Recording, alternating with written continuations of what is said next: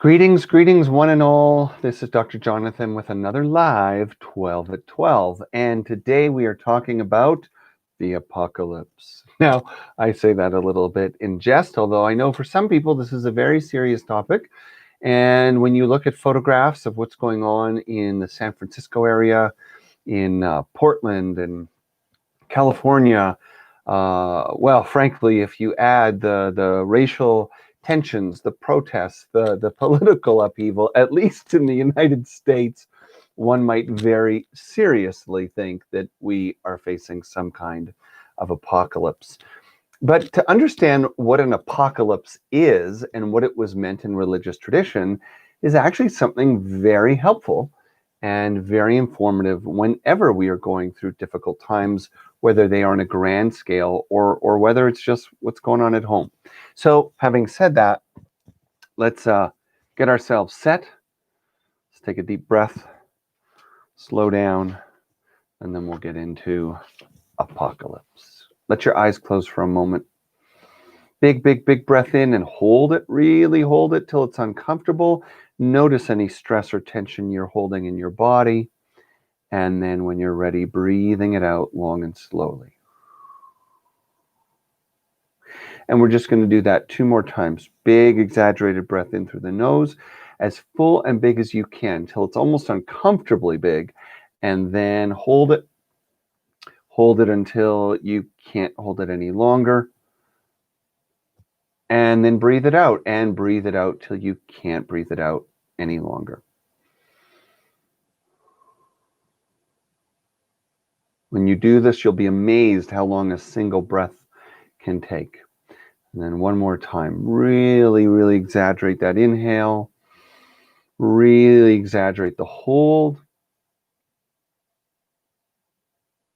And really exaggerate the exhale.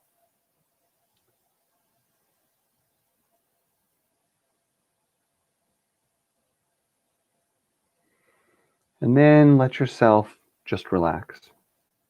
Feel your body soften. Feel the stillness and the silence in the moment.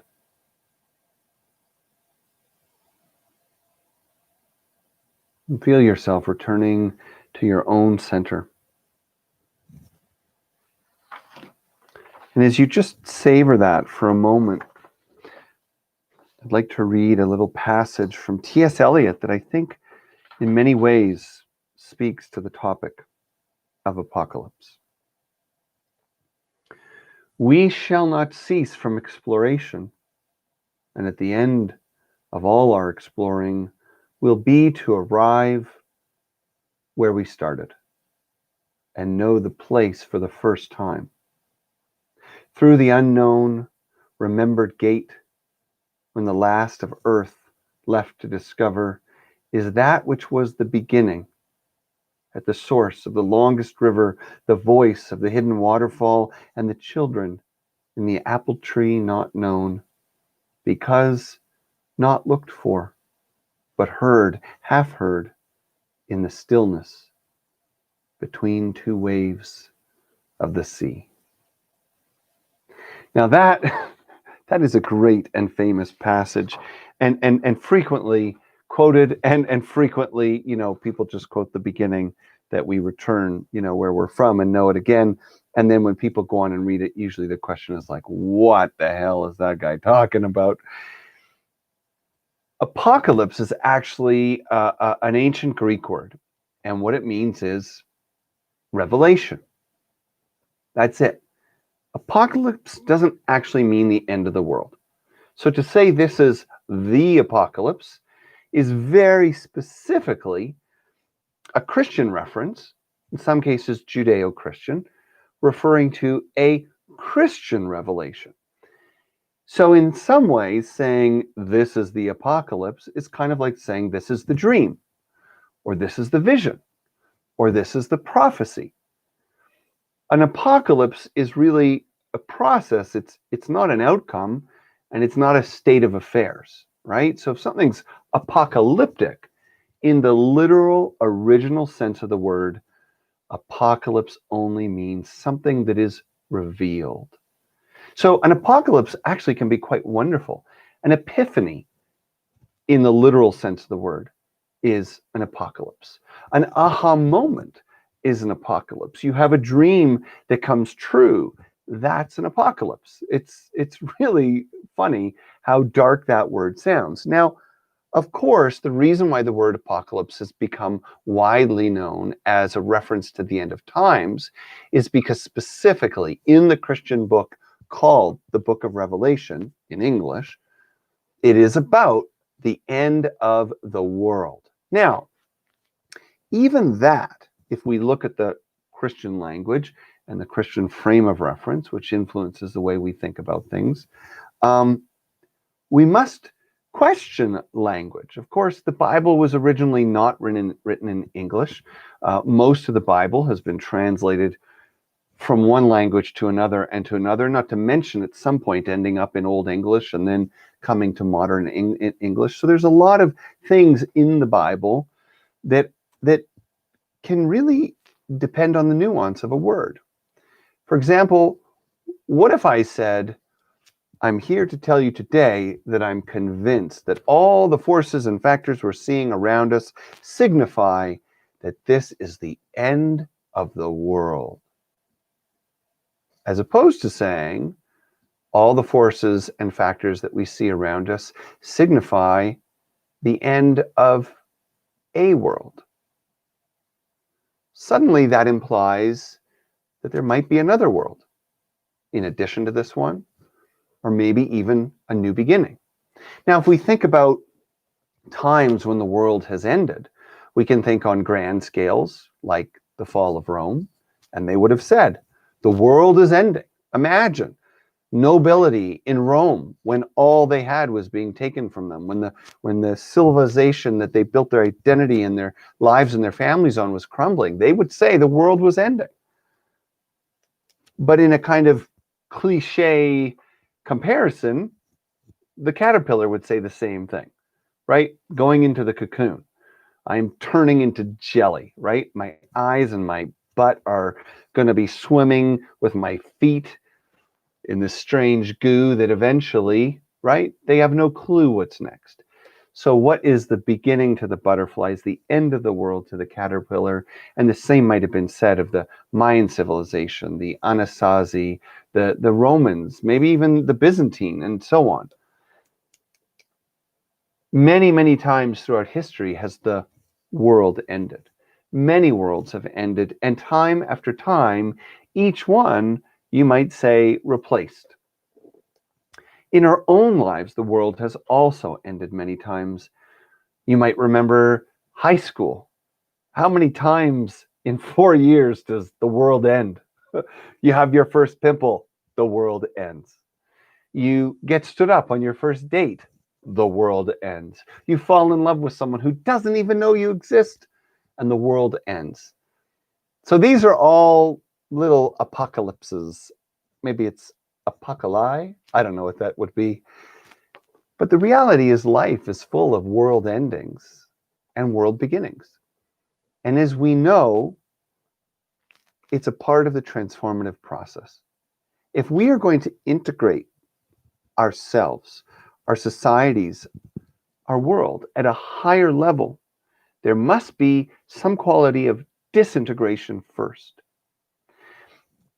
The other thing we have to remember when we talk about disintegration is that we're not just talking about, systems and what people have and jobs and titles and some of the physical manifestations of the end of a world. But we have to realize that a world is very often encased in a paradigm. In other words, a worldview, a coherent way of seeing things for which there is no world beyond it, right? We all live in our own paradigm. We all live in our own worldview. You might say we all live in our own world. And much of life is simply a transition or a change within the same paradigm. So I'm still a parent. My kids are still growing. They go through different phases, but there's no major radical change of that dynamic. I stay the parent, they stay the kids, but there are big changes along the way. Now, when someone becomes an empty nester, new paradigm, right? Suddenly, no kids at home. Or when someone retires, or when a loved one who is intimately involved in your life, which could be a sibling, a parent, a partner, a child, when they die, that can be a radical time of change. Or we may simply have grown enough or been influenced by life experiences that all of a sudden we are facing a radical revisioning apocalypse. Vision, literally, a revisioning of what it means to be human, of what it means to be alive. It's kind of funny because when I think about my teachings and I think about the 12 at 12, mindful wellness, and so on, it's all quite apocalyptic, really, because what I hope for each and every person listening, whether you listen live or whether you listen later, is that you recognize that all the tools and practices in your life, all the gadgets and gimmicks and all the things that you think are going to get you where you want will never have the impact you desire or the outcome you long for until you find the capacity to take a good hard look at the container of consciousness that holds it all. What are your assumptions about what it means to be human? About what's fair? About what's ethical? About why we're here? You see, all those things that are consciously and unconsciously, visibly and invisibly built into your paradigm, your worldview, they're shaping everything that goes on inside the paradigm. Just like your phone. It feels like you have a tool of infinite power. It's connected to the internet. There's thousands and thousands of applications, seemingly endless. So you might say it's an infinite system. But it's not really, because if I try to download something on my iPhone that's actually meant for an Android device, it doesn't work. And some of the applications that worked on my phone a couple of years ago, if they're no longer supported or maintained, or if they're obsolete or incompatible with the current operating system, gone. So the phone appears infinite. It appears to contain everything, but it's actually quite fallible. And you know this if you fail to do your updates regularly. It's not endless. It's not infinite. It's not perfect. And in the same way, whatever we wake up and have come to assume is life, the sum total of life, well, one day, I hope for an apocalypse for you, that one day you will discover the edges of your reality. And then, yes, possibly after a dark night of the soul or a difficult time of disintegration, you will gather all that feels good and true and authentic and beautiful from the rubble. You will acquire new insight. You will feel new intuition and new maturity, and it will all come together again in an integration and the birth of a new world. So as we come to a close, I just want to affirm that I hope these are apocalyptic times. And when I saw the photographs, the really sad and scary photographs of the San Francisco area, I thought to myself, if I lived 2,000 years ago and I had a vision of the future and I saw that, think about it, I actually glimpsed that picture. Or I actually felt the division in the country. Or I actually saw the police attacking protesters. I would say, I don't know when that's happening, but I'm going to tell you, up ahead, it's bad news. Doesn't look good. And whatever's going on, it looks like the end of the world. And on that note, I'll say, I hope so. I hope this is the end of the world of oppression, of privilege over justice. I hope it's the end of the world of racism and sexism and bigotry and capitalism unchecked. I think that would be fantastic. And it'll be a hard time. It'll be a dark time. But we will come together and there will be a new vision and a new apocalypse, a new revelation. I'm sure that good things are yet to come.